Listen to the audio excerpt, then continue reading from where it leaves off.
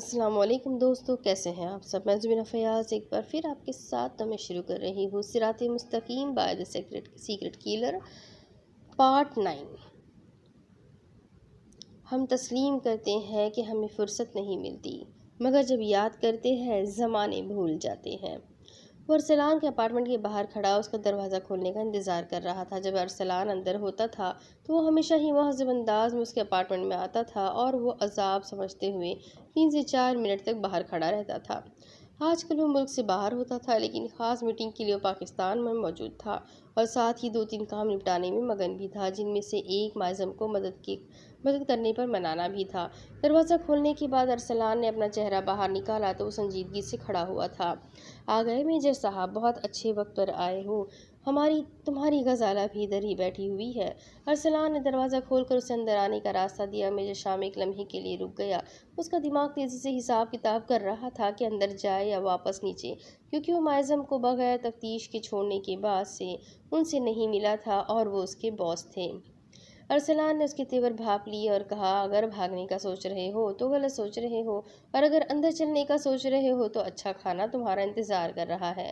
ارسلان شاہ نے اچکا کر کہتا اندر کی جانب چل پڑا اور وہ بھی منہ بناتے ہوئے اس کے پیچھے آ گیا تھا۔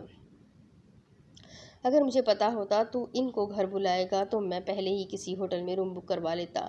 اپنے پیچھے دروازہ بند کر کے وہ بھی اندر آ گیا۔ ہاں، جتنا امیر تو ہے، ہوٹل میں رہ ہی جاتا۔ لاؤنج میں ہی سفید اور کالی داڑھی والی غزالہ اس کو آتا دیکھ کر مسکرا رہی تھی۔ وہ بھی مروتاً مسکرایا۔ "What a pleasant surprise major!" غزالہ اس کو چڑھانے والے انداز میں بولی جیسے اس کے یہاں آنے سے واقعی انجان ہو۔ "آپ کیوں نہ خود سکون سے رہتے ہیں اور نہ مجھے رہنے دیتے ہیں!" وہ بے چارگی سے بولا تو وہ ہنسنے لگے۔ وہ واقعی ان سے نہیں ملنا چاہتا تھا۔ جب وہ سیکرٹ سروس میں آیا تھا وہ اس کے باس تھے اور اسے ان کی مان کر چلنی پڑتی تھی، اور معظم کے اغوا کی وجہ سے وہ پہلے ہی سخت ان سے ناراض تھا۔ "ہمیں تم سے کتنا پیار ہے تم نہیں جانتے!" میجر ارسلان کا کہا بے ساختہ تھا، جو انڈیا سے روپوش ہو کر واپس یہاں آیا تھا اور چند دن عیش میں تھا۔ سیکرٹ ایجنٹس کے پاکستان میں چند دن تو واقعی عیش والے ہوتے ہیں۔ میجر شام کے گھورنے پر وہ جھیپ سا گیا۔ "کھانے میں کیا ہے ارسل؟" وہ خاموشی سے اٹھ کر اوپن کچن میں چلا آیا۔ "ہم نے باہر سے بروسٹ اور چپلی کباب منگوائے ہیں، تم دیکھ لو۔ دال چاول پکے ہوئے ہیں۔ ارسلان اس وقت شام کی غزالہ کے ساتھ بروسٹ اور چپلی کباب کے ساتھ انصاف کرنے میں مصروف تھا۔ وہ جانتا تھا شام کی پسندیدہ ڈش دال چاول ہے، اس لیے اس کے آنے سے پہلے ہی وہ پکا چکا تھا۔ وہ باہر کے کھانے کا زیادہ شوقین نہ تھا۔ اوون میں دال گرم کرنے کے بعد وہ چاول اوپر ڈال رہا تھا اور کن آنکھیوں سے ان دونوں کو دیکھا۔ ان کے کھانے کے طریقے سے صرف ایک لفظ دماغ میں آیا تھا، حبشی۔ پلیٹ اٹھا کر وہ باہر آ کر ان دونوں کے ساتھ بیٹھ گیا اور بہت شوق سے ارسلان کے ہاتھوں کے دال چاول کھانے لگا۔ "ارسل، آج تمہارے راجما چاول میں ملاوٹ ہے!" میجر شام نے کھاتے ہوئے چوٹ کیا کیونکہ وہ ذائقہ پہچان گیا تھا۔ "غزالہ نے میرے ساتھ مل کر بہت پیار سے بنائے ہیں، خاموشی سے کھاؤ!" اس نے یہ ظاہر کیا جیسے ابھی تک اس نے جتنے نوالے لیے ہیں وہ سب باہر آنے کو بےتاب ہے۔ وہ دونوں اس کی حرکت سے محظوظ ہوئے۔ کھانے سے فارغ ہونے کے بعد ٹی وی کا ریموٹ لے کر صوفے پر لیٹ گیا اور ان دونوں کی باتوں سے کوفت زدہ ہونے لگا۔ اسے ارسلان سے کچھ پوچھنا تھا جس کی بھنک تک وہ اپنے باس کو نہیں لگنے دینا چاہتا تھا، لیکن وہ ایڈیٹ ایسے اگنور کر کے باتوں میں مگن تھا جیسے میجر شام بن بلایا مہمان ہو۔ "یار، آپ دونوں آج کی رات ادھر گزارو، میں جا رہا ہوں۔" جھنجھلاتا ہوا اٹھ کھڑا ہوا۔ "او میجر بندہ بن یار، کب تک گاڑیوں میں سوار سوتا رہے گا؟ جب ادھر آتا ہے تو عیش کیا کر۔" میجر شام نے ایک کٹیلی نگاہ اس پر ڈال کر کچھ باور کروایا اور اپنے باس کو دیکھا جو اسے دیکھ کر مسکرا رہے تھے۔ "یہ بندہ میرا استاد نہ ہوتا تو یہاں بیٹھا مسکرا نہ رہا ہوتا۔" وہ جھنجھلا کر سوچتا کچن میں چلا گیا تاکہ چائے بنائے۔ "چائے چاہیے؟ کون سی جناب؟" ارسلان نے بھی ان کا ساتھ دیا۔ "میجر کے ہاتھ کی تو ہے، سب سے لاجواب۔" وہ دونوں ہنس رہے تھے لیکن ان کی اوور ایکٹنگ سے اس کا سر دکھ رہا تھا۔ دودھ چولہے پر چڑھا کر اس نے ارسلان کو اشارہ کیا، "چائے بنا لے"، اور وہ باہر آ کر غصے سے دوبارہ بیٹھ گیا، ٹی وی کو میوٹ کیا اور صوفے پر ہی سونے لگا۔ وہ سوتا نہیں تھا، صرف درد سے آنکھیں کھول نہیں پا رہا تھا۔ وہ دونوں اب بھی باتوں سے باز نہ آئے۔ "میں معظم سے بات کرنے لگا ہوں۔" میز پر سے اپنا فون اٹھاتے ہوئے اس نے سختی سے کہا۔ "لو بھائی، میرے ہوتے ہوئے تمہیں کسی لڑکی کی کیا ضرورت ہے؟ وہ پھر سے غزالہ بن گئے۔ آپ خود کو واقعی لڑکی سمجھتے ہو؟ وہ جیسے اب محفوظ ہوا۔ جو بھی ہوں میں تمہاری غزالہ ہی ہوں، کیوں ارسل؟ انہوں نے مسکرا کر کہا تو ارسل گڑبڑایا۔ جی جی بالکل۔ وہ ہنستے ہوئے بہت خوبصورت لگتے تھے اور میجر شام ان سے بہت عقیدت رکھتا تھا، تبھی ان کو پیار سے غزالہ بولتا تھا، اور ارسلان نے ان کو جیسے میجر شام کی پہلی بیوی بنا دیا تھا۔ لیکن فی الوقت تو مجھے اس خوبصورت لڑکی سے بات کرنی ہے، اس نے غزالہ کو چڑھاتے ہوئے کہا۔ شوق سے کرو، وہ بھی کہاں چڑھنے والے تھے۔ سر درد اگنور کرتا ہوا وہ معظم کا نمبر ملانے لگا۔ السلام علیکم۔ کال ملانے کے بعد اس نے فون کو اسپیکر پر ڈال دیا۔ کون؟ دوسری طرف سے پوچھا گیا۔ ہاں، ابھی کل ہی تو ہماری بات ہوئی تھی، اتنی جلدی بھول گئی؟ میجر شام نے حیرت سے پوچھا۔ اوہ شام ادریس، معظم نے اندازہ لگایا، نام تو یاد ہی تھا۔ جی نہیں میڈم، میجر شام۔ وہ دونوں اس کی باتیں سننے لگے۔ جی فرمائیے، اب کیا کام ہے آپ کو مجھ سے؟ وہ کافی رکھائی سے بولی۔ میں نے مدد مانگی تھی۔ شام نے ارسلان کے ہاتھ سے چائے کا کپ لیا اور ایک نظر اٹھا کر اسے دیکھا۔ چند پل کی نظروں کے تبادلے میں بہت سی معلومات تھی، اور میں نے انکار کیا تھا، معظم نے سنجیدگی سے کہا، کیونکہ وہ سوچ چکی تھی وہ دوبارہ اس سے بات کرنے کا کوئی ارادہ نہیں تھا۔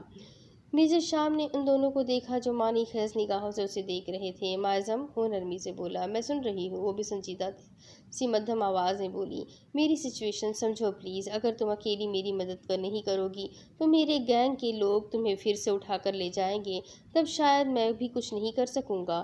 پھر وہ اپنے طریقے سے تم سے ساری معلومات لے لیں گے اور تمہیں دینی پڑے گی، اور میں ایسا کچھ نہیں چاہتا۔ پلیز تم خود کے لیے اور میرے لیے پرابلمز کھڑے مت کرو، اور اگر تمہیں دوبارہ سے اغوا ہونے کا شوق ہے یا ایسا کوئی ارادہ ہے تو میں آج کے بعد تمہیں کال نہیں کروں گا اور نہ تم سے بات کروں گا، بلکہ اب میں یہ کیس اپنی باقی کی ٹیم کو دے دیتا ہوں اور انہیں فری ہینڈ دے دیتا ہوں کہ وہ تمہیں گھر سے اٹھا کر لے جائے یا دوبارہ کسی سڑک سے اٹھا لے، میں بیچ میں نہیں پڑوں گا اور اس بار میں تمہیں نہیں بچاؤں گا۔ وہ معظم سے بہت نرمی سے بات کرتا تھا، لیکن اب وہ سنجیدہ تھا۔ چائے پیتے ہوئے وہ دونوں بہت غور سے اس کی باتیں سن رہے تھے۔ دوسری طرف سے کچھ نہ کہا گیا۔ معظم کو تو اغوا ہونے کے نام سے بھی ڈر لگ رہا تھا، لیکن اس کے علاوہ کوئی راستہ نہیں تھا۔ وہ خاموش ہو گئی تو میجر شام کو لگا شاید وہ رو رہی ہے۔ معظم، وہ بے چینی سے اٹھ کھڑا ہوا اور کپ کو پٹکنے والے انداز میں ٹیبل پر رکھا۔ وہ دونوں بھی اب تک اس کی حرکات دیکھ رہے تھے، مگر شام کو واقعی اس کی فکر ہونے لگی تھی۔ اس نے اسپیکر بند کیا اور کچن کی طرف آ گیا، وہاں سے پچھلا دروازہ کھول کر بالکنی میں آ گیا۔ اسے تازہ ہوا کی ضرورت تھی۔ میں نے 4 سال سے اس بارے میں اپنے ابو کو بھی کچھ نہیں بتایا، آپ کیوں مجھے مجبور کر رہے ہیں؟ اس نے روتے ہوئے پوچھا تھا۔ اوکے فائن، میں کچھ نہیں پوچھتا، لیکن تم خود اپنی دوست کے ساتھ زیادتی کر رہی ہو۔ اتنی ظالم اور پتھر دل مت بنو۔ تم کیوں نہیں چاہتی کہ ان لوگوں کو سزا نہ ملے؟ 4 سال پہلے ایک خدا کے ساتھ ایسا ہوا تھا، کل کو کوئی اور خدا ہوگی۔ تم 4 سالوں سے اسی وجہ سے سکون میں نہیں ہو کہ آج بھی تمہاری دوست کے قاتل زندہ ہے۔ مجھ پر بھروسہ کرو، میں واقعی خدا کو انصاف دلوانا چاہتا ہوں۔ وہ غصہ نہیں کرنا چاہتا تھا، پر غصہ روک بھی نہیں پا رہا تھا۔ ہمارے ملک میں انصاف کہاں ہوتا ہے؟ میں ملک کے انصاف کا بیڑا نہیں اٹھا سکتا، لیکن میں خدا کو انصاف دلوا کر ہی پیچھے ہٹوں گا۔ اس کا انداز قطعی تھا۔ اس سے میری خدا واپس تو نہیں آئے گی، اس نے روتے ہوئے کہا، اور کتنی خدا بچ جائیں گی؟ 4 سال میں لوگ بدل جاتے ہوں گے، لیکن خدا ریاض کے قتل کے معافی کسی کو کسی صورت نہیں مل سکتی۔ کیا آپ خدا کے بھائی ہیں؟ اگر میں کہوں ہاں تو میں آپ کی مدد پر راضی ہو جاؤں گی۔ تم نے افراسیاب کی تب کوئی مدد نہیں کی تھی، میں جانتا ہوں۔ اس کے کوئی دوست ہے، یقیناً وہ لڑکوں کو دوست نہیں رکھتی تھی۔ کاش وہ رکھ لیتی تو آج زندہ ہوتی، تب تم جنت میں اس کے ساتھ ملاقات کی دعا نہ مانگتی۔ خدا معصوم تھی اور معظم قاتل۔ ہم جنت میں اکٹھے کیسے ہو سکتے ہیں؟ کیا تم خود کو ان 2 لوگوں کا قاتل سمجھتی ہو جنہوں نے تمہاری دوست کو قتل کرنا چاہا؟ وہ لوگ برے تھے لیکن انسان تھے۔ تمہیں ان سے ہمدردی ہے، لیکن تم میری مدد نہیں کرو گی کہ کہیں میں ان بے غیرتوں کو ڈھونڈ نہ لوں۔ یہی وجہ ہے۔ وہ پھر برہم ہوا۔ نہیں، تمہیں لگ رہا ہے میں اتنا فارغ انسان ہوں کہ تمہاری منتیں کروں گا کہ معظم بی بی میری مدد کر دیں؟ میں ایجنسی کا آفیسر بننے میں اس قدر بزی تھا کہ اپنی بہن کے قاتلوں کو چھوڑ گیا۔ دیکھو معظم، اگر میں اس کیس کے پیچھے لگ گیا ہوں تو 2 دن لگاؤں یا 2 سال، میں اس سے پیچھے نہیں ہٹوں گا، اور اگر تم نے میری مدد نہیں کی تو یاد رکھنا خدا کے ساتھ ساتھ میں بھی تمہیں کبھی معاف نہیں کروں گا۔ میں اپنے مشنز میں ہزاروں لوگ مار دیتا ہوں، تم کو کیا لگتا ہے 2 انسان مار کر تم دوزخی بن گئی ہو، اور اب تم چاہتی ہو کہ باقی کے لوگ اللہ والے بن گئے ہوں گے تو انہیں چھوڑ دیا جائے؟ سوری ٹو سے، تم حد سے زیادہ ڈرپوک ہو گئی ہو اور ایک لڑکی اتنی کمزور نہیں ہوتی۔ پلیز چپ کر جائے آپ۔ مجھے صرف اس خونی کھیل سے نجات چاہیے۔ بدلہ لیتے لیتے کتنے انسان مر جاتے ہیں۔ تم میری مدد کرو گی یا نہیں؟ وہ دونوں بھی کچن میں آ گئے اور اسے اسپیکر آن کرنے کے لیے کہا۔ وہ خود کو کمپوز کرتا کچن سے ہوتا ہوا دوبارہ لاؤنج میں آ کر صوفے پر بیٹھ گیا اور اسپیکر آن کر لیا۔ اب وہ دونوں پھر سے مائزم کو سن سکتے تھے۔ میں پہلے اپنے ابو کو بتاؤں گی۔ اگر آپ واقعی ٹرسٹ کے قابل ہیں تو میرے ابو سے بات کریں۔ اگر وہ آپ کو اجازت دے تو مجھے کوئی اعتراض نہیں۔ یہ ابو کہاں سے بیچ میں آ گئے؟ میجر شام سوچ کر رہ گیا۔ اگر وہ دونوں ادھر نہ بیٹھے ہوتے تو مائزم کو اپنے باپ سے غداری پر بھی اکسا دیتا، لیکن وہ دو حضرات بھی باپ تھے اور کسی باپ کے سامنے بیٹی کو بلیک میل نہیں کیا جا سکتا تھا۔ دیکھو مائزم، تمہارے ابو انہیں قانون کے مطابق سزا دلوانے کا کہیں گے کیونکہ وہ ایک ایماندار آفیسر ہے اور ہمارے ملک کا قانون کس قدر کا طاقتور ہے یہ تم جانتی ہو۔ ان بے غیرتوں نے پھر ضمانت پر رہا ہو جانا ہے۔ میں اور تم صرف منہ دیکھتے رہ جائیں گے۔ میں چاہتا ہوں کہ میں اپنے طریقے سے ان لوگوں کو سزا دوں۔ اسے ان دونوں کے ادھر بیٹھے ہونے کی پرواہ ہی کہاں تھی؟ وہ جو اس کی مرضی تھی وہ بولے جا رہا تھا۔ آپ کیا کریں گے ان کے ساتھ؟ اف، ایک تو اس لڑکی کی تحفظات۔ پہلے ان کی چمڑی اتاروں گا، پھر ان کی ہڈیاں جلاؤں گا اور پھر انہیں جہنم واصل کروں گا۔ مختصر یہ کہ ان کے ساتھ میں جو بھی کروں گا وہ میرا مسئلہ ہے۔ تم نے کیا سوچا ابھی وہ بتاؤ۔ میں اپنے ابو مائزم ابھی کچھ کہنے ہی والی تھی کہ میجر شام سختی سے ٹوکا۔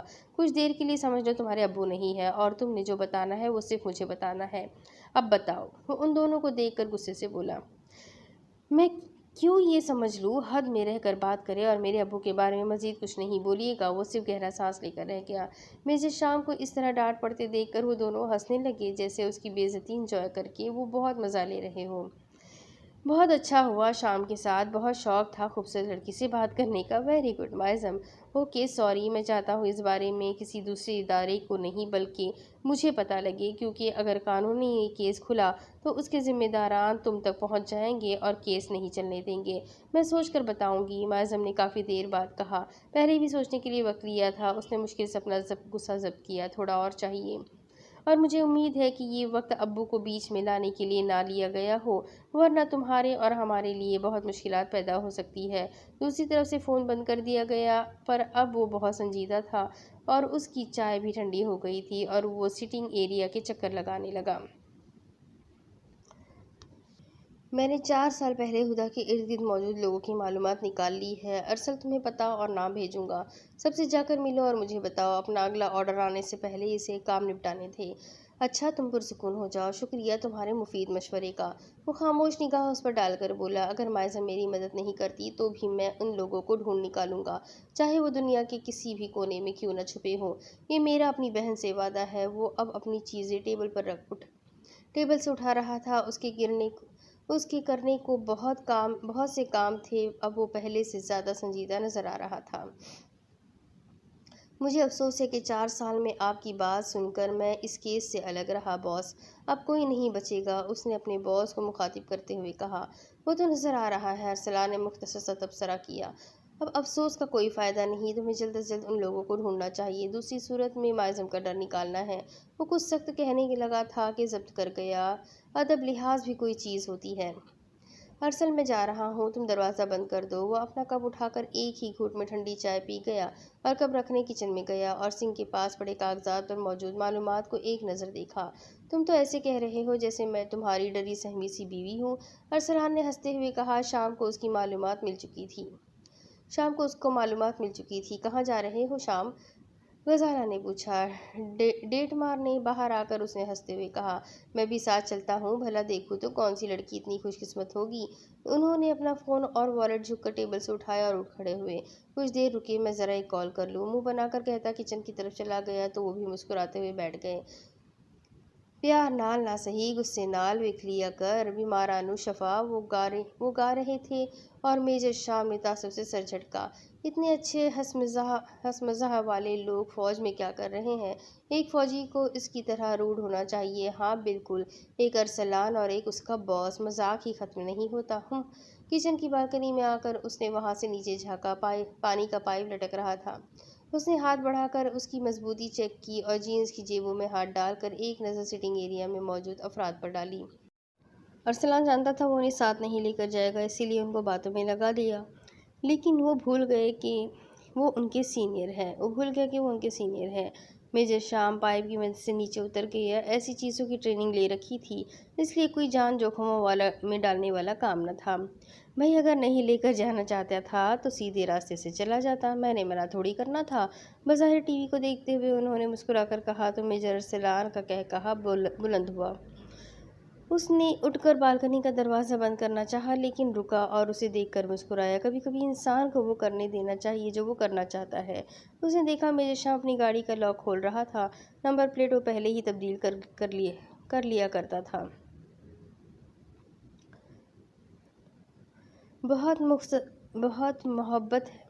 محبت بہت مختصر ہے، اسے فراموش کرنا اتنا ہی طویل ہے۔ بیڈ پر بیٹھی وہ اپنے ہاتھوں کی لکیروں کو دیکھ رہی تھی، اس کے جسم میں صرف سانسیں تھیں جو اس کے زندہ ہونے کی گواہی دے رہی تھی، ورنہ وہ صرف ہڈیوں کا ڈھانچہ رہ گئی تھی۔ اب غازی کی یاد ایک سایہ بن کر ساتھ رہنے لگی تھی، لیکن اس کی یاد تب آتی جب وہ اللہ کی یاد سے غافل ہو جاتی۔ وہ جانتی تھی کہ وہ بری طرح مرض عشق میں مبتلا ہو چکی ہے، لیکن وہ خود بھی غازی کی یادوں سے فرار نہیں چاہتی تھی۔ بس ایک امید تھی کہ وہ اسے مل جائے گا۔ اتنا تو اللہ تعالیٰ پر یقین ہو گیا تھا، بہت پختہ اور نہ ہی بہت کچا۔ کھانا نہ کھانے کی وجہ سے اور ہر وقت کمرے میں بند رہنے کی وجہ سے اس کے چہرے کی شادابی مانند پڑ گئی تھی۔ اگر کوئی انسان اسے دیکھتا تو زیادہ کچھ نہیں، اس کے حق میں ضرور دعا کر جاتا۔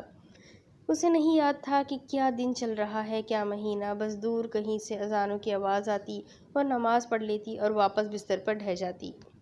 آج اس کے دماغ میں کچھ اور ہی چل رہا تھا، جس میں اتنی نقاہت اور کمزوری تھی کہ اٹھا بھی نہیں جا رہا تھا۔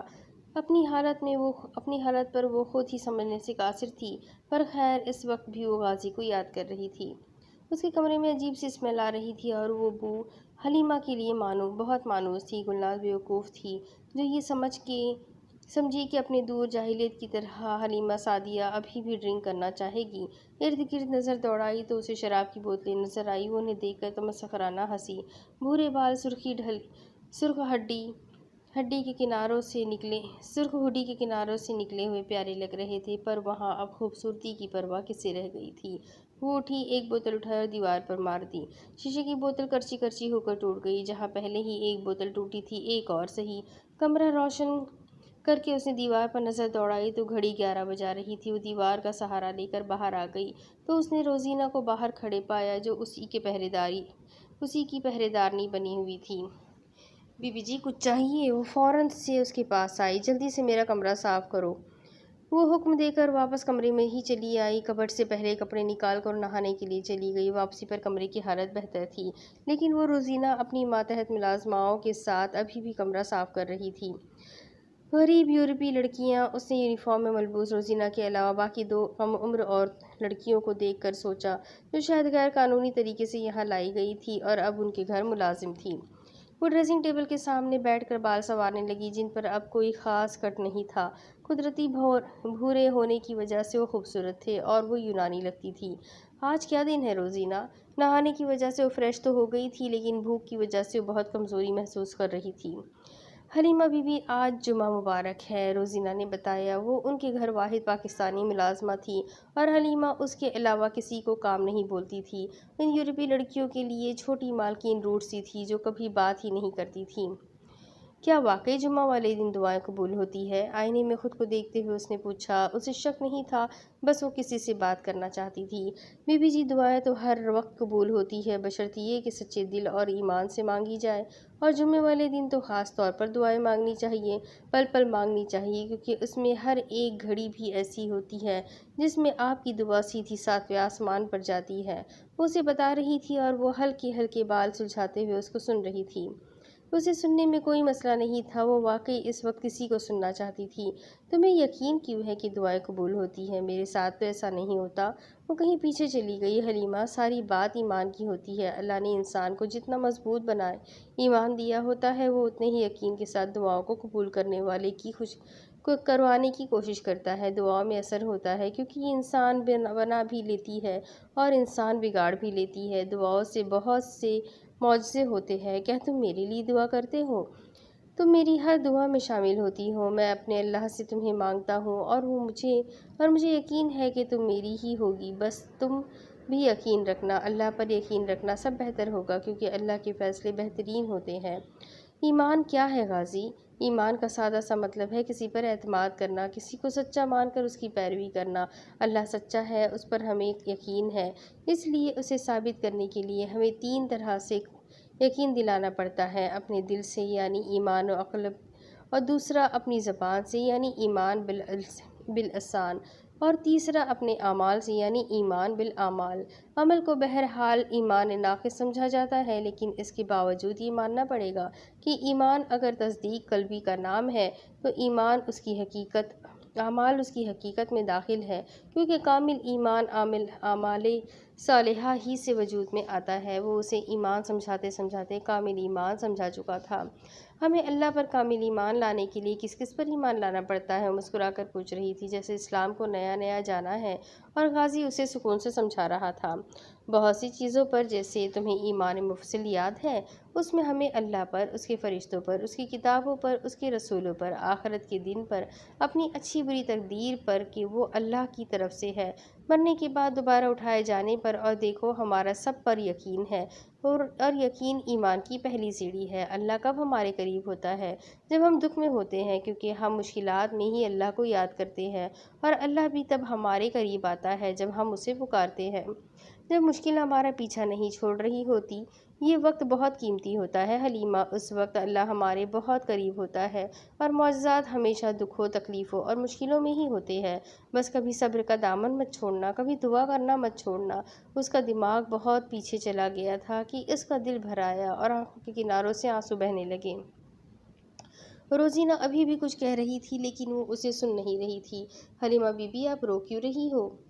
وہ جو یہ سمجھی اس کے کچھ بتانے کی وجہ سے رو رہی ہے، ایک دم پریشان ہو گئی۔ کام ختم کرنے کے بعد میرے لیے کچھ کھانے کے لیے لے آؤ۔ ڈریسنگ ٹیبل کے سامنے سے اٹھتے ہوئے اس نے بس اتنا ہی کہا۔ وہ بس خاموشی سے کام ختم کر کے چلی گئی، اور وہ کھڑکی سے باہر دیکھنے لگی، جہاں سامنے طویل سبزہ بازار تھا، جیسے کوئی کھیل کا میدان ہو، کرکٹ، فٹ بال یا پھر گولف کا۔ یا اللہ، مجھے معاف کر دے، میرا ایمان بہت کمزور ہے، مجھے بس مشکل میں صبر دے، مجھے بار بار بھٹکنے سے بچا لے، مجھے سیدھے راستے پر چلائے، صراط مستقیم پر، جس پر آپ ان لوگوں کو رکھتے ہیں جن سے آپ محبت کرتے ہیں۔ پلیز مجھے معاف کر کے اپنی رحمت میں چھپا لے۔ اس کی نظریں اسی میدان پر تھیں، اور وہ بڑبڑاہٹ میں اللہ سے معافی مانگ رہی تھی، ایک مرتبہ پھر سے توبہ کر رہی تھی، کیونکہ انسان کو ہر وقت توبہ کرتے رہنا چاہیے، اس سے ہماری روح پاک ہوتی ہے اور اللہ خوش ہوتا ہے۔ اس کے انداز میں ندامت سی ندامت تھی، آخر وہ کیوں ہر بار بھٹک جاتی تھی؟ وہ مومن تو نہیں تھی؟ پھر اس کے گناہوں کی لسٹ پہلے ہی بہت لمبی ہے، اللہ اب اور نہیں۔ تھوڑی دیر بعد روزینہ ناشتے کا ٹرے اٹھا کر لے آئی۔ اس نے کھانے کا نہیں پوچھا، کیونکہ ابھی وقت نہیں ہوا ہوگا، اور گھر پر کوئی دن کے وقت ہو مشکل ہی ہوتا ہے۔ وہ خاموشی سے ناشتہ کرتی رہی، کیونکہ اتنے دنوں کی بھوک تھی۔ روزینہ اس کے سر پر کھڑی اسے دیکھتی رہی۔ حلیمہ نے اسے جانے کے لیے نہیں کہا، وہ ملازموں کو کچھ بھی کہنے یا کرنے سے نہیں روکتی تھی۔ دن کے وقت تو صفائی کے بہانے گلناز کے کمرے کی تباہی مچائی جاتی، گھر میں اونچی آواز میں ٹی وی چلایا جاتا، اور پھر گلناز کے میک اپ کا استعمال سب حلیمہ جانتی تھی، لیکن وہ ان معصوم لوگوں کو کیوں روکتی؟ وہ ناشتہ ختم کرنے کے بعد اٹھ کر اپنے بال ڈرائی کرنے لگی۔ واش روم میں جا کر وضو کیا اور دوپٹہ سر پر سیٹ کیا۔ وہ گاجری رنگ کی قمیص شلوار میں ملبوس تھی، اور سر پر ہم رنگ دوپٹہ تھا۔ سو ایک ہو گیا تھا تو اس نے قرآن پاک نکال کر سورہ کہف کی تلاوت کی۔ چونکہ ابھی اس نے نیا نیا قرآن پاک پڑھنا شروع کیا تھا، اس لیے اسے ختم کرتے کرتے 2 ہو گئے تھے۔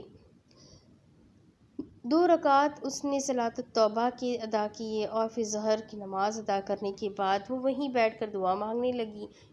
دعا مانگنے کی بجائے اپنے ہاتھوں کی ہتھیلیوں کو دیکھتی رہی۔ معافی قبول ہوتی محسوس ہوئی تو غازی کو سوچتے ہوئے اس کی پلکوں سے 2 آنسو ٹوٹ کر گر گئے۔ میں ایک اچھی مسلمان نہیں ہوں اللہ تعالیٰ، میں نے شاید یہ نماز بھی اپنی غرض کے لیے ادا کی ہے، صرف آپ کو سوچنے کی کوشش کی، لیکن میرا سارا دھیان غیر محرم پر رہا، میرے سارے گناہوں کو معاف فرما دے۔ اس کا سر سجدے میں گر گیا۔ میں اس لائق نہیں ہوں کہ آپ سے کلام کر سکوں، پر پلیز آپ مجھے اپنی رحمت میں جگہ دے دیں، میں آپ سے غازی کو مانگتی ہوں، اپنی محبت کو مانگتی ہوں، پلیز مجھے غازی دے دیں۔ میں ساری زندگی آپ کی اس نعمت کی قدر کروں گی، میں آپ کے کسی احسان کا بدلہ نہیں چکا سکتی۔ آپ نے مجھے وہ سب دیا جس کی میں لائق بھی نہیں تھی، پلیز اس کو میرا بنا دے۔ وہ کہتا تھا اگر میرے گناہ سمندر کی لہروں کے برابر بھی ہوتے تو آپ معاف کر دیتے، اور مجھے یقین آ گیا اللہ تعالیٰ۔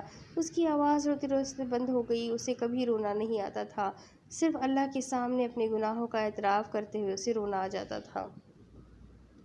اس نے دعا کے لیے ہاتھ نہیں اٹھائے بلکہ وہ سجدے میں گڑ گڑا کر دعا مانگتی رہی، اور یہ وہ وقت تھا جب حلیمہ سعدیہ کی دعا کو قبولیت کا درجہ بخش دیا گیا تھا۔ اس کی دعا رب تعالیٰ نے اپنی بارگاہ میں قبول کر لی تھی۔ سلطان غازی کو اس کا بنا دیا گیا تھا، اس کی تلاش ختم کر دی گئی تھی۔ سلطان غازی کے لیے اپنے حق میں مانگی گئی دعا کو رحمت باری تعالیٰ کی طرف سے رضامندی حاصل ہو گئی تھی۔ اللہ کے دربار میں تو جھوٹے آنسو کی بھی دعا قبول ہو جاتی تھی، وہ تو پھر توبہ کے تڑپ کے سچے آنسو تھے جو عشق مجازی کو پانے کی تڑپ میں عشق حقیقی پانے کے قریب تھے۔ اس دنیا میں معجزے ہوتے ہیں، کون کہتا ہے معجزے نہیں ہوتے؟ جو یہ کہتا ہے وہ جھوٹ بولتا ہے۔ دوسری طرف امید یار، نظر کا مزاج، درد کا رنگ، تم آج کچھ بھی نہ پوچھو کہ دل بہت اداس ہے۔ بھابی جان، اتنی صبح صبح کچن میں خیریت ہے نا؟ مائزم ابھی نیچے آئی تھی اور منہا کو کچن میں دیکھ کر حیران ہوئی۔ اب منہا ان کی فیملی بن چکی تھی اور حذیفہ نے اسے مائزم کے بارے میں بتایا تھا، اور وہ چاہتا تھا کہ وہ اسے بہنوں کی طرح رکھے، اس کا بہت خیال رکھے، اور منہا دل سے مائزم کا خیال رکھنے لگی تھی۔ تمہارے لیے ناشتہ بنانے آئی تھی، دیکھو تو سب تیار ہو گیا ہے۔ مائزم کو آتا دیکھ کر اس نے کہا، اٹس ناٹ فیئر آپا، آپ میری عادتیں بھی خراب کر رہی ہیں، میں اپنے کام خود کرتی ہوں اور آپ کو اتنی صبح صبح میرے لیے جاگنے کی ضرورت نہیں ہے۔ ہاں، حذیفہ بھائی کے لیے اٹھ جایا کریں۔ منہا کے قریب آ کر اس سے ملنے کے بعد اس نے کہا، وہ تو محجبین کو اپنے کام نہیں کرنے دیتی تھی، منہا تو پھر بھابی تھی، البتہ منہا بالکل محجبین کی طرح خیال رکھتی۔ اب تو یہ میرا بھی گھر ہے اور تمہارے لیے ناشتہ بنانا کوئی بڑی بات نہیں ہے، اس نے کہا۔ مائزم کو اپنی بڑی بہن اور نئی بھابی میں کوئی خاص فرق نظر نہیں آ رہا تھا۔ نئی نویلی دلہن سے ایسے گھر کے کام کروانا، میری توبہ، میں اگلے 2 سال تک آپ کو کچن میں نہ دیکھوں، اور میں نے تو روز یونیورسٹی جانا ہوتا ہے، روزانہ آپ کے ہاتھوں کا ناشتہ کر کے میں تو اپنے ہاتھ کے ناشتے کو بہت مس کروں گی۔ تو ایک بات ڈن کرتے ہیں، سنڈے والے دن آپ کے ہاتھ کا ناشتہ اور باقی دن میں اپنے ہاتھ کا ناشتہ کروں گی۔ وہ بہت اصول پسند تھی، اس کی ہر چیز وقت پر ہوتی تھی، البتہ کچھ موقعوں پر وہ خود لیٹ کرتی تھی۔ شادی سے پہلے اس کی منہا سے اتنی بات چیت نہیں تھی، سارے کام اور رشتے کی باتیں وغیرہ بشریٰ اور محجبین طے کرتی تھی، لیکن وہ واقعی بہت اچھی اور ملنسار تھی۔ اچھا، ابھی تو بیٹھ کر ناشتہ کر لو، میں باہر رکھتی ہوں، پھر کل سے میں نہیں جاگوں گی تمہارے لیے، منہا نے ہنستے ہوئے کہا تو مائزم نے اس کے گال پیار سے کھینچے۔ میری پیاری بھابی، مائزم نے پیار سے کہا اور باہر آ گئی۔ تھوڑی دیر میں منہا ٹیبل پر اس کے لیے ناشتہ لگا رہی تھی۔ مجھے بہت برا لگ رہا ہے سیریسلی آپ سے خدمت کروانا۔ وہ خواہ شرمندہ سی ہو گئی تھی، کہاں وہ نند بھابیوں کی لڑائیوں کے قصے سنتی تھی اور کہاں اسے بہن جیسی بھابی مل گئی تھی۔ کیا ہو گیا ہے مائزم، تم میری بہنوں کی طرح ہو اور یہ خدمت صرف اس وقت تک میسر ہوگی جب تک تمہاری شادی نہیں ہو جاتی، اس کے بعد میں تمہارے گھر آیا کروں گی۔ رہنے دے بیائے، میرے ہونے والے شوہر کے پاس تو خود کا گھر بھی نہیں ہے، ممکن ہے شادی کے بعد بھی میں ادھر ہی رہوں۔ مائزم نے بلند آواز میں کہا، کیونکہ منہا کچھ لینے کچن میں چلی گئی تھی اور اس وقت مائزم کے بقول اس کے ہونے والے شوہر سامنے آ کر براجمان ہوئے تھے۔ مائزم کو تو اچھو لگتے رہ گیا تھا۔ آپ؟ مائزم کو سمجھ نہیں آیا کہ وہ کیا کہے، کیا پوچھے، کیونکہ وہ تو حذیفہ کے ولیمے کے بعد سے گھر پر نظر نہیں آیا، اور آج اچانک مائزم کو بے تحاشا اپنے کہی بات پر شرمندگی ہوئی، کیونکہ اس دن کے بعد غازی نے اس سے بات کرنا تو دور، اس کی طرف دیکھنا بھی گوارا نہیں کیا تھا، اور مائزم کو نہ جانے کیوں یہ بات اچھی نہیں لگی تھی۔ بیائن، کیا مجھے ناشتہ مل سکتا ہے؟ غازی اس کی بات کو اگنور کرتے ہوئے منہا کو آواز لگا کر پوچھ رہا تھا۔ ارے واہ غازی، کیا سرپرائز دیا ہے، وہ بھی صبح صبح! غازی کو دیکھ کر منہا خوشگوار حیرت سے بولی تو غازی نے سر اٹھا کر اسے دیکھا اور مسکرایا۔ شکریہ، تایا جان سے ملنے آیا تھا، انہوں نے کسی کام سے بلایا ہے۔ اس گھر میں اور بھی لوگ ہیں جو تمہاری آمد کا انتظار کرتے ہیں، کبھی ان کا بھی حال چال پوچھ لیا کرو۔ منہا کا اشارہ مائزم کی طرف تھا، لیکن غازی ہلکا سا مسکرایا۔ منہا، میں بزی ہوتا ہوں، اگر تم میرا حال فون کر کے پوچھ لو تو مروتاً میں بھی پوچھ لیا کروں گا۔ وہ سمجھ کر بھی انجان بن کر بولا۔ ظاہر ہے اب وہ خود سے 5 سال چھوٹی لڑکی کو بھابھی کہنے کے حق میں بالکل نہ تھا، اور منہا بھی اسے کوئی تمیز سے نہیں بلاتی تھی۔ ان دونوں کی شادی کے دنوں میں اچھی دوستی ہو گئی تھی۔ تمہارے لیے ناشتہ لے کر آتی ہوں، مسکرا کر کہتی کچن میں چلی گئی۔ معظم اس سارے وقت میں غازی کو ہی دیکھ رہی تھی۔ کیسے اگنور کر رہے ہیں، اللہ پوچھے گا آپ سے غازی۔ سر پھر جھکا کر ناشتہ کرنے لگی۔ اب ناشتہ زہر کھانے کے مترادف لگ رہا تھا، لیکن منہا نے اتنے پیار سے بنایا تھا تو وہ چھوڑ کر بھی نہیں جا سکتی تھی۔ وہ حذیفہ کی مہندی والی رات سے اسے ایسے ہی اگنور کر رہا تھا، لیکن معظم کا معافی مانگنے کا ارادہ نہیں تھا، کیونکہ اس کی کہیں کوئی غلطی نہیں تھی۔ فی الحال اس کے سرد تاثرات سے معظم کو برا لگ رہا تھا، اور ایسے نظر انداز کیے جانے پر نہ جانے کیوں اس کا دل رونے کو چاہا۔ منہا نے غازی کے سامنے ناشتہ رکھا اور معظم کا ناشتہ قریباً ختم ہی ہونے والا تھا، اور اب وہ چائے کے ساتھ کیک کھا رہی تھی۔ منہا کچھ لانے کا کہہ کر اوپر چلی گئی۔ معظم کو اب منہا کے واپس آنے کا انتظار تھا کہ اسے بتا کے یونیورسٹی کے لیے نکل جائے۔ ایک نظر پھر غازی کو دیکھا۔ چنگیز خان ان سے اچھے تو میجر شام تھے، کم از کم بات تو اچھے طریقے سے کرتے تھے۔ وہ برتن اندر رکھ کر جلدی سے برش کر کے یونیورسٹی کے لیے ریڈی تھی اور منہا کو بتا کر جانے لگی تو اس نے اسے روکا۔ چٹکی، غازی کے ساتھ چلی جاؤ۔ منہا کے کہنے پر اس نے سوالیہ نظروں سے غازی کی طرف دیکھا، جو ان دونوں سے لا تعلق سا اپنا ناشتہ کر رہا تھا۔ سن بھی لیا ہوگا تو جواب نہیں دیں گے، اس نے جل کر سوچا۔ نہیں بھابھی، رہنے دیں، جناب تھکے ہوئے ہوں گے اور میں 1 منٹ لیٹ نہیں ہو سکتی۔ اگر راستے میں ان کی گاڑی خراب ہو گئی تو مجھے رکشہ کرنا پڑ جائے گا۔ معظم اونچی آواز سے اسے کچھ جتا کر جان چھڑائی۔ غازی نے پھر بھی کچھ نہ کہا، بلکہ وہ کہنا چاہتی تھی ان کے ساتھ جاتی ہے میری جوتی۔ ہائے صدقے، پہلے سے ہی اتنی فکریں۔ منہا کو گھور کر وہ لاؤنج سے باہر نکل گئی۔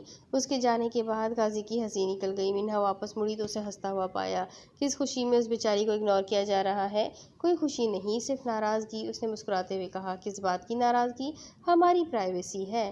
آپ کو کیوں بتاؤں مسز حذیفہ، ابھی تو جناب کا رشتہ تک طے نہیں ہوا اور بات کر رہے ہیں پرائیویسی کی۔ منہا نے چوٹ کی۔ مجھے یہاں کیوں بلایا گیا ہے بیان؟ غالباً سب واقف ہے۔ غازی کے کہنے پر وہ جھنجھلاتی ہوئی کچن میں چلی گئی۔ اچھا، اپنا واٹس ایپ آن رکھنا، کچھ بھیجوں گی۔ واپس آ کر اس نے غازی سے کہا تو اس بات میں سر ہلا گیا۔ تایا جان کو میرے آنے کا بتا دینا، میں بھی سونے جا رہا ہوں۔ وہ ٹیبل سے اٹھ گیا۔ ناشتہ تو محض معظم کے سامنے رہنے کے لیے کیا تھا۔ سیڑھیاں چڑھتے ہوئے وہ ایک لمحے کو رکا۔ اور معظم سے کہہ دیجیے گا کہ الحمدللہ اس کے ہونے والے شوہر کے پاس اپنا گھر ہے۔ وہ اسے عزت سے کہہ کر چلا گیا اور منہا اس کا منہ دیکھتی رہ گئی۔ ابھی ایک شور سا اٹھا ہے کہیں، کوئی خاموش ہو گیا ہے کہیں، ہے کچھ ایسا کہ جیسے یہ سب کچھ اس سے پہلے بھی ہو چکا ہے کہیں۔ وہ 5 بجے گھر واپس آئی تو بہت تھکی ہوئی تھی۔ پہلے یونیورسٹی، پھر سیکنڈ ٹائم کی ٹیوشن دینا اور گھر آ کر بچوں کو قرآن پاک پڑھانا اس کو تھکا دیتا تھا، لیکن آج اس کا ارادہ نماز پڑھ کر سونے کا تھا۔ اس سب سے پہلے منہا کی خبر لینی تھی۔ سردیوں کی شام میں وہ سب لان میں بیٹھے چائے سے لطف اندوز ہوتے ہوئے نظر آئے تو وہ بھی چل کر ان سب تک آ گئی۔ السلام علیکم۔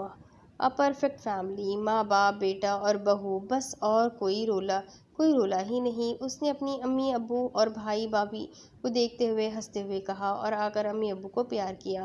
حذیفہ سے تو ویسے ہی کچھ دنوں سے ناراض تھی، اور منہا سے اس تصویر کی وجہ سے جو اس نے صبح اسے بھیجی تھی۔ اسے دیکھ کر سب مسکرائے۔ وہ فریش ہونے کا کہہ کر اندر کی جانب چل دی، پھر رکی۔ اپیا پلیز میرے ساتھ ذرا اندر چلیں، کچھ کام ہے، اس نے کہا اور منہا کا ہاتھ پکڑ کر اسے اٹھایا تو وہ سمجھ کر اس کے ساتھ اندر چلی گئی۔ یہ کیا ہے منہا آپا، آپ نے کب بنائی یہ تصویر؟ اس نے اپنے فون کی اسکرین منہا کے سامنے کی جس میں معظم اور غازی صبح ناشتہ کر رہے تھے۔ منہا نے اپنی مسکراہٹ روکی۔ ارے یہ تو میں نے سب کو دکھا دی ہے۔ منہا صبح ان دونوں کو چھوڑ کر اوپر گئی تھی اور وہاں سے ان کی تصویر اپنے فون میں بنائی تھی۔ اپیا کیوں میری عزت کا جنازہ نکال رہی ہے؟ وہ منت کرنے والے انداز میں بولی۔ ارے یہ کیا بات ہوئی، دیکھو کتنے پیارے لگ رہے ہو تم دونوں، اللہ نظر بد سے بچائے۔ منہا نے فوراً تصویر کی نظر اتاری۔ رہنے دے آپ تو، وہ سخت جھنجھلا گئی، پھر رکی۔ آپ نے کہیں غازی کو تو نہیں دکھا دی؟ मीना की बच्चों वाली मुस्कुराहट से उसे अंदाज़ा हुआ कि वो उसे भी दिखा चुकी है। मेरे खुदाया, बेआइन मुझे इनके सामने शर्मिंदा करवा देती है, वो खुफी से बोली। तुम पहले तो ये डिसाइड कर लो मुझे कहना क्या है। तुम्हारे नए नए अलकाबात ने तो मुझे कंफ्यूज कर दिया है। वो प्यार से उसके गाल खींचते हुए बोली। मेरा दिल जो करेगा मैं वही बोलूँगी। खुफकी से अपने गाल छुड़वा कर वो ऊपर चली गई। अपने कमरे का दरवाज़ा खोलने लगी थी कि उसी वक्त गाजी अपने कमरे से बाहर निकला। दोनों कमरों के दरवाजे बिल्कुल साथ थे। गाजी को अपने करीब देखकर उसे वो तस्वीर याद आ गई। वो फ़ौरन पीछे हटी, हालांकि उसने कमरे में ही जाना था। अस्सलाम वालेकुम, वो उसने खुद को संभालते हुए कहा। गाजी ने एक संजीदा निगाह उस पर डाली और वालेकुम सलाम कहता हुआ वहाँ से चला गया। माइज़म ने गहरी सांस ली। पता नहीं इन्हें क्या गम है, हंसना भी गवारा नहीं करते, वो बेजारी से कहते हुए कमरे में चली गई। सीढ़ियाँ उतरते गाजी ने उसकी आवाज़ सुन ली थी। मुस्कुराता हुआ वो नीचे उतर गया। वो असर की नमाज अदा करने के बाद किचन में ही बैठी खाना खा रही थी जब मिन्हा ने उसके सर पर बम फोड़ा। अपिया ये क्या कह रही है? वो शौक के आलम में उठ खड़ी हुई। माइज़म खाना खा लो आराम से, इतनी बड़ी बात तो नहीं कहती मैंने। मिन्हा ने उसे दोबारा कुर्सी पर बिठा दिया। सरदार मेरे साथ ऐसे कैसे कर सकते हैं? अभी तो आप लोगों की शादी को 2 हफ्ते हुए हैं और मैंने तो पढ़ना है आगे। वो खफा हो रही थी। सिर्फ माइज़म को आखिर में पता चलता है कि उसके बारे में कोई फैसला किया गया है। खाना तो भूल ही गया था। हम कौन सा शादी कर रहे हैं, सिर्फ निकाह ही तो करवा रहे हैं चुटकी। हुज़ैफ़ा अंदर आते हुए बोला। लेकिन भाई मैं पढ़ाई ख़त्म करना चाहती हूँ। वो हुज़ैफ़ा से नाराज़ थी और अपने गम में वो ये भूल गई। सो एहतजाजन बोली। अगर देखा जाए तो तुम अपनी पढ़ाई ख़त्म कर चुकी हो, आगे पढ़ना सिर्फ तुम्हारा शौक़ है जो हमने मान लिया। हुज़ैफ़ा ने प्यार से कहा। मैं गाज़ी से शादी नहीं करना चाहती। किचन में आते गाज़ी के कदम वहीं थम गए। क्या वो किसी और को पसंद करती है? क्यों? हुज़ैफ़ा संजीदगी से पूछ रहा था। उसके पास जवाब नहीं था। मिर्ज़ा शाम तो किसी और का था, लेकिन वो उसके लिए इनकार कर भी नहीं रही थी, बस थोड़ा वक्त चाहती थी। मिर्ज़ा शाम का ख्याल आते ही वो उठ खड़ी हुई। भाई अभी मुझे किसी से कोई बात नहीं करनी। दरवाजे पर गाजी को खड़े पाया तो नज़र झुकाकर साइड से निकल गई। वो तीनों बेबस से एक दूसरे को देखते रह गए। माइज़म का मसला सिर्फ गाजी नहीं था, वो शायद मर्दजात पर भरोसा नहीं करती थी और ऐसा सिर्फ उन्हें लगता था। वो नहीं जानते थे कि कभी माइज़म की ज़िंदगी में मिर्ज़ा शाम भी आया था। तुमने कोशिश तो बहुत की मुसन्निफ़, लेकिन हम कहानी में भी हमराह नहीं हो सकते। रात को 10 बजे वो जागी थी और नमाज़ पढ़ने के बाद उसने असाइनमेंट बनाना शुरू की थी। ये दोबारा से सारा स्यापा उसने खुद ही अपने लिए चुना था। थोड़ी देर वो काम करती रही, फिर उठकर अपने लिए कॉफ़ी बनाने नीचे आ गई। लाउंज में गाजी के अलावा कोई नहीं था। वो लैपटॉप पर कोई काम कर रहा था। उसका दिल किया वहीं से वापस चली जाए, लेकिन दरवाजे की आवाज़ पर वो उसे देख चुका था, इसलिए वो नीचे आ गई। किचन में जाने से पहले वो अम्मी अब्बू के कमरे में गई। दरवाज़ा आराम से खोला कि अगर वो लोग सो रहे हैं तो डिस्टर्ब ना हो। सरदार नमाज़ पढ़ रहे थे और अम्मी सो रही थी। दोबारा दरवाज़ा बंद करके बाहर आ गई। किचन में आकर उसने कॉफ़ी मेकर में पानी डाल लिया तो उसे महसूस हुआ कि कोई उसे देख रहा है। पीछे मुड़ी तो गाजी को किचन के दरवाजे के दरमियान खड़े पाया। यही बात वो नहीं चाहती थी कि उसकी गाजी से कोई गुफ्तगू हो। कॉफ़ी मिल सकती है? गाजी ने उसे खुद की तरफ मुतवज्जा पाया तो बोला। उसने इस बात में सर हिलाया कि बना देगी। खामोशी से कॉफ़ी बनाकर उसके और अपने मग में उंडेली। उसका मग टेबल पर रख दिया कि बाकी की जहमत खुद कर ले, और अपना मग उठाकर वो बाहर जाने लगी कि गाजी की आवाज़ पर रुकी। तुम मुझसे शादी क्यों नहीं करना चाहती? वो संजीदगी से अपना मग उठाकर टेबल से टेक लगाकर खड़ा हो गया। माइज़म का गोया सांस रुक गया। मैं जवाब देना ज़रूरी नहीं समझती, कहते हुए वो पलटी नहीं, क्योंकि गाजी की आंखों में देख कर जवाब नहीं दिया जा सकता था। क्या किसी और को पसंद करती हो? इतना गैर मुतवक्का सवाल था कि माइज़म को वापस मुड़ना पड़ा कि वो मजाक कर रहा है या संजीदा सा जवाब चाह रहा है। वो जवाब देना चाहती थी, लेकिन हिम्मत ही नहीं हुई। मैं कुछ पूछ रहा हूँ। उसकी खामोशी का दोहरानिया तवील हुआ तो गाजी ने फिर से कहा। हाँ।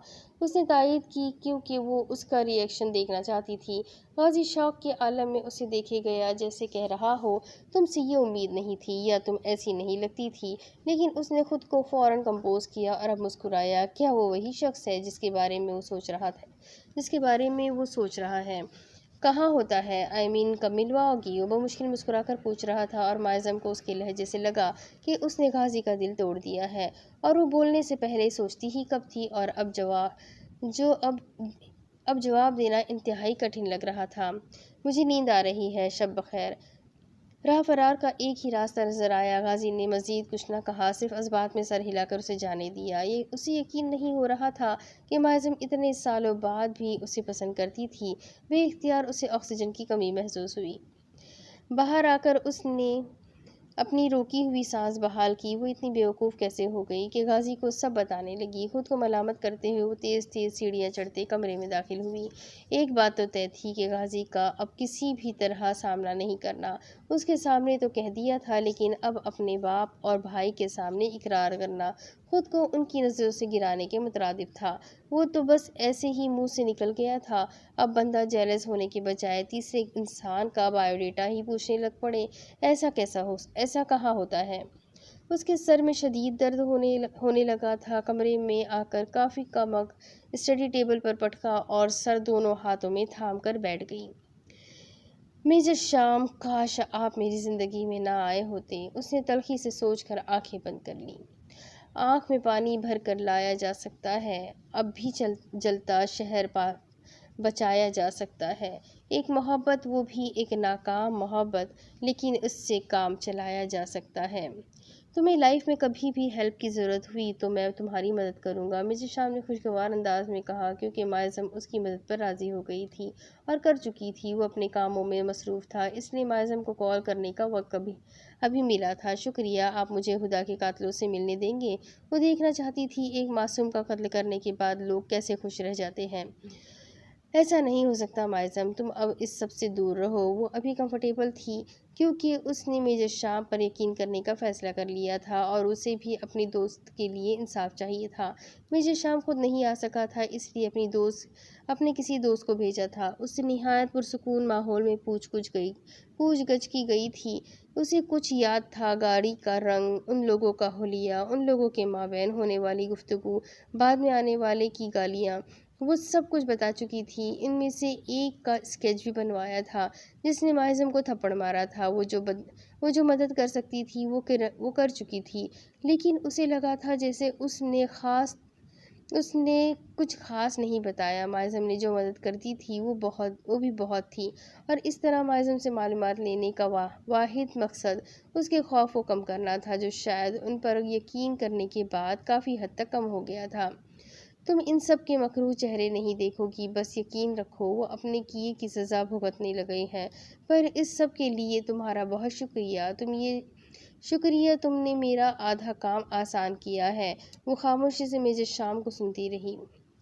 ایک بات پوچھوں؟ جب آپ نے مجھے اغوا کیا تھا تب آپ کی آواز بہت زیادہ پولائٹ تھی، لیکن اب فون پر آپ کی آواز چینج ہے، ایسا کیوں؟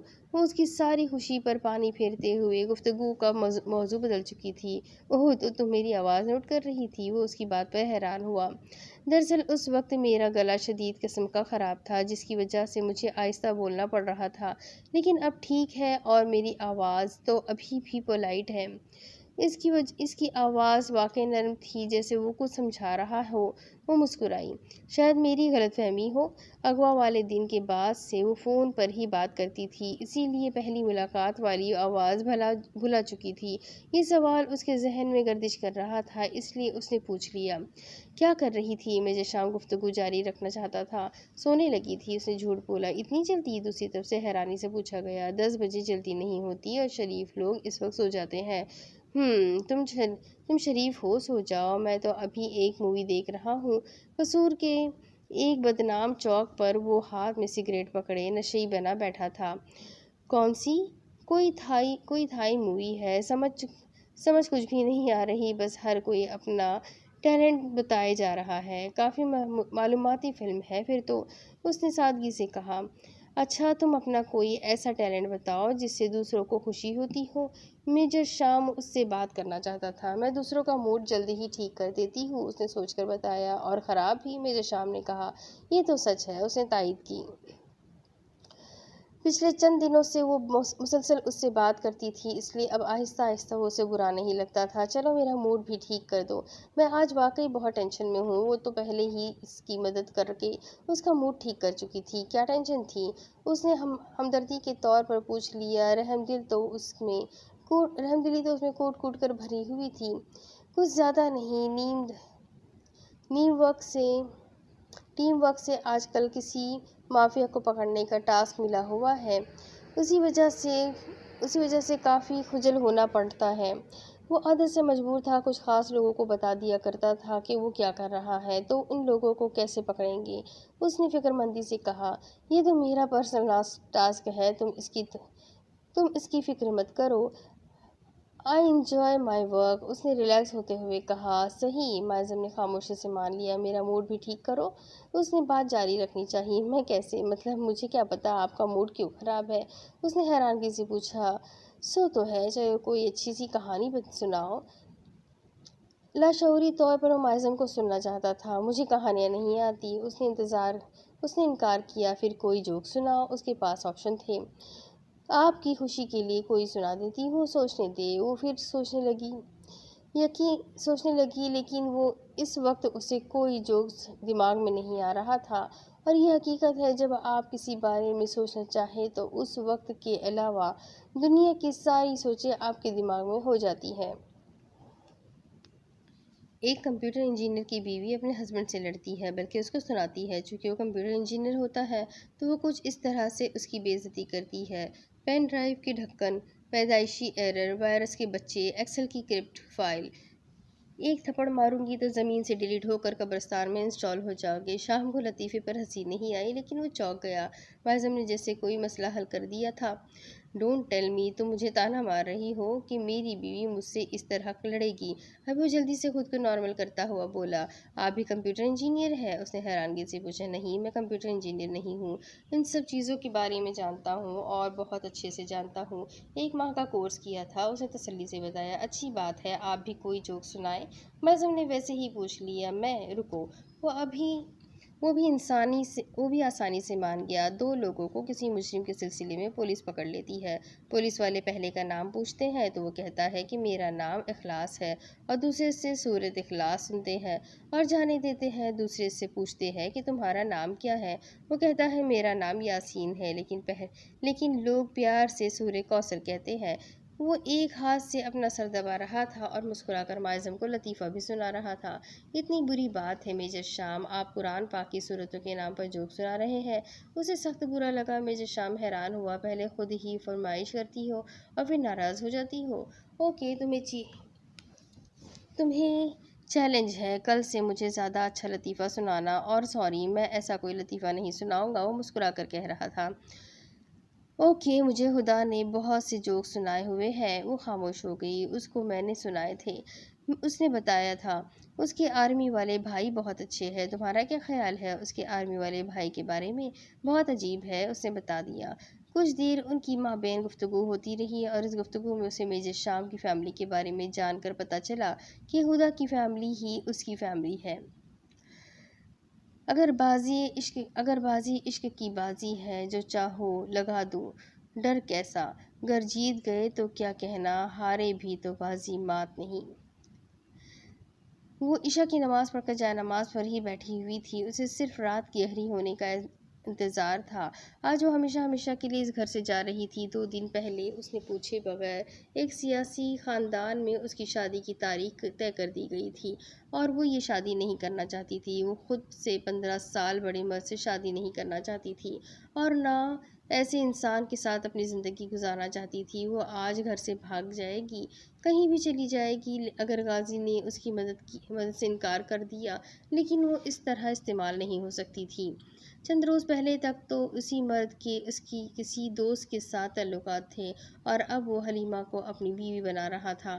اسے سوچ کر ہی گھن آتی تھی، لیکن اس نے سب کو یہی ظاہر کروایا کہ وہ اس شادی کے لیے راضی ہے، اور اسی وجہ سے وہ کل رات اس گھٹیا ذہنیت کے مرد کے ساتھ ڈنر کرائی تھی، اور اس کی باتوں نے حلیمہ کو باور کروا دیا تھا کہ وہ اسے استعمال کر کے چھوڑنے کا پلان رکھتا ہے، اور حلیمہ نہ جانے اس کی کتنے نمبر والی بیوی بننے لگی ہے۔ لیکن حلیمہ اب بھاگنے کے لیے کسی موقع کا انتظار نہیں کر سکتی تھی، اس نے موقع خود بنا لیا تھا۔ وہ اسٹیل بلو رنگ کی شلوار قمیض میں ملبوس تھی، اور اس نے چھوٹے سے بیگ پیک میں کچھ پیسے اور زیورات رکھے جو اس کی ماں واحد نشانی تھے اور مراد بابا نے اسے دیے تھے۔ اس نے انہیں دل و جان سے اپنے پاس سنبھالا ہوا تھا۔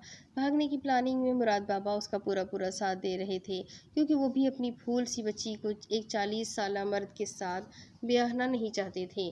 وہ صرف یہی چاہتے تھے کہ وہ اپنی بیٹی کو کسی محفوظ ہاتھوں میں دے دے، اور اسی وجہ سے انہوں نے PCO سے غازی سے بات کر لی تھی اور اس کی منت کی تھی کہ وہ حلیمہ کو یہاں سے لے جائے، اور یہ سب وہ حلیمہ کے کہنے پر کر رہے تھے۔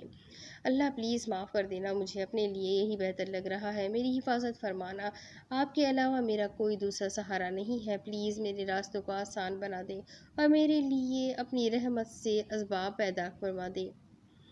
آخر میں اپنی ماں کی مغفرت کی دعا کی اور بڑی سی شال اپنے گرد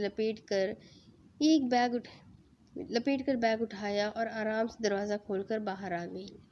رات کے 11:30 بجے گھر میں مکمل خاموشی تھی۔ اسے آج کچھ ڈر نہیں تھا، اس ملازمین کا بھی نہیں جو 24 گھنٹے ہائی الرٹ ہوتے تھے۔ گولائی میں بنے زینوں کو اس نے بغیر جوتوں اور بغیر چاپ کے عبور کیا، کچن میں پہنچ کر جوتے پہنے اور آسانی سے کچن کے پیچھے دروازے سے باہر نکل آئی۔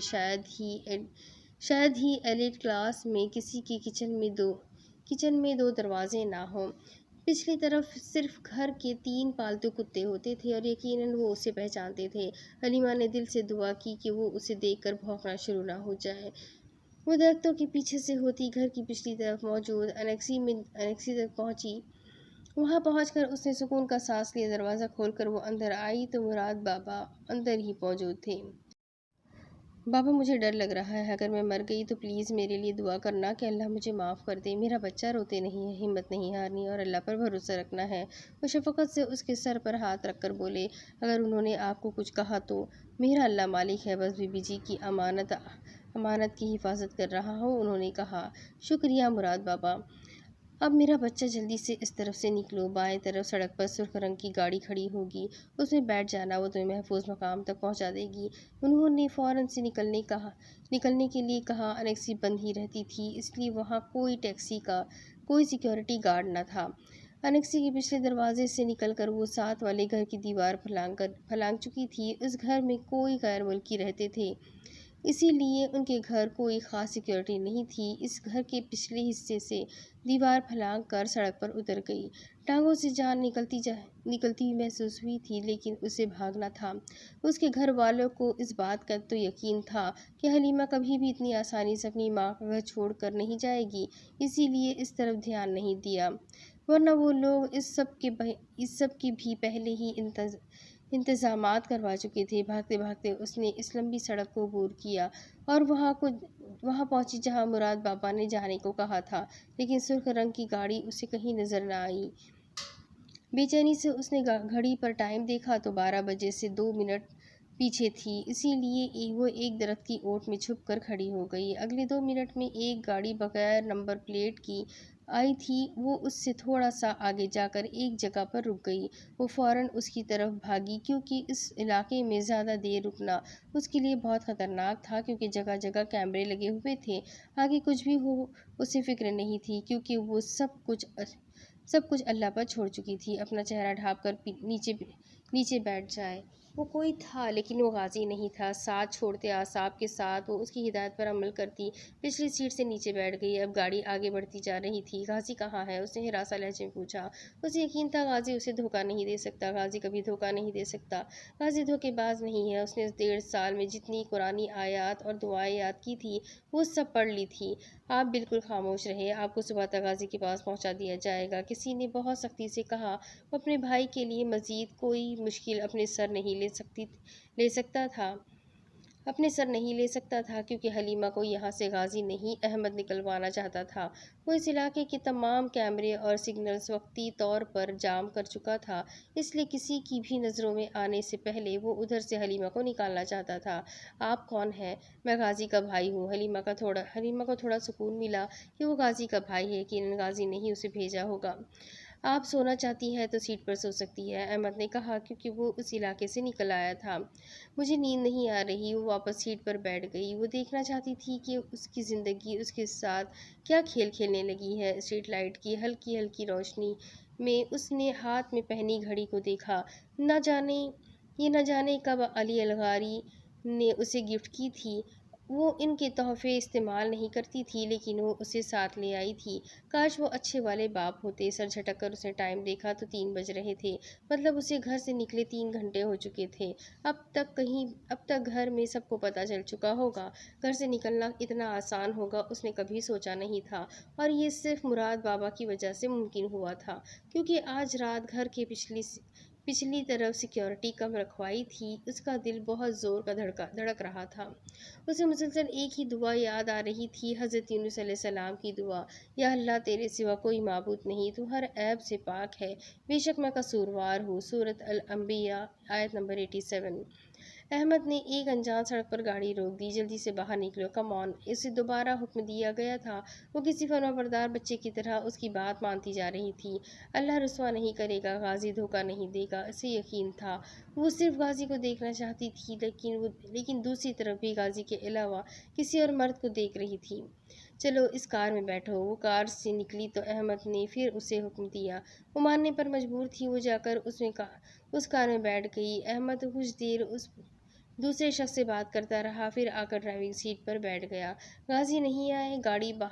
گاڑی ایک بار پھر انجان راستوں پر رواں دواں تھی۔ کیا صبح ہو چکی ہے؟ وہ سنجیدگی سے بولا تو حلیمہ خاموش ہو گئی۔ احمد اسے ایک فلیٹ پر لے آیا۔ وہ ڈرتی ہوئی اس کے ساتھ چلی آئی۔ اسے لگ رہا تھا کہ آج اس کی سانسیں تھم جائے گی۔ فلیٹ پر اس وقت احمد اور اس کے علاوہ کوئی نہیں تھا۔ وہ رو نہیں رہی تھی، لیکن اب رونے کے سوا کوئی چارہ نہیں تھا۔ وہ مسلسل دعا کر رہی تھی۔ غازی کہاں ہے؟ اس نے ایک بار پھر احمد سے پوچھا، جو بار بار کسی کو فون لگا رہا تھا۔ اسے ہاتھ کے اشارے سے بالکل خاموش ہو جانے کا کہا۔ وہ خاموش نہیں ہو سکتی تھی، کیونکہ غازی نہیں آ رہا تھا۔ اب اسے وسوسے آ رہے تھے کہ کہیں غازی اسے چھوڑ نہ دے، یا ہو سکتا ہے غازی کو پتہ ہی نہ ہو کہ وہ کہاں ہے۔ یا اللہ، غازی کو بھیج دے۔ وہ بہت ڈری ہوئی تھی، لیکن تہجد کی دعاؤں میں غازی کے محروم ہونے کی دعائیں کی تھی۔ اسے اتنا یقین تھا کہ تہجد میں مانگی گئی دعا کبھی رد نہیں ہوتی، اور اسے اسی یقین پر قائم رہنا تھا۔ کچھ دیر بعد بیل بجی اور وہ بیگ کو سینے سے لگائے حراست سے صرف غازی کے آنے کا انتظار کر رہی تھی، اور دروازے کو تک رہی تھی، لیکن وہاں غازی کے بجائے 5-6 لوگ آئے۔ حلیمہ کا تو سانس رک گیا تھا۔ غازی نہیں آیا تھا، صبح ہو چکی تھی۔ کیا غازی نے اسے چھوڑ دیا تھا؟ غازی ایسا نہیں کر سکتا۔ اب اس کے آگے کی سٹوری میں آپ کو اگلی قسط میں سناتی ہوں کہ آگے اس کہانی میں کیا لکھا ہے۔ جاننے کے لیے میرے ساتھ بنے رہیں۔ ناول بہت پیارا ہے، تو اپنے کانٹیکٹ میں شیئر ضرور کریں، ویڈیو کو ضرور لائک کریں، چینل کو ضرور سبسکرائب کریں، مجھے اپنا پورا سپورٹ کریں۔ تو ملتے ہیں اگلی ویڈیو میں، تب تک کے لیے اپنا خوب سارا خیال رکھیں، مجھے بھی دعا میں یاد رکھیں۔ اللہ حافظ۔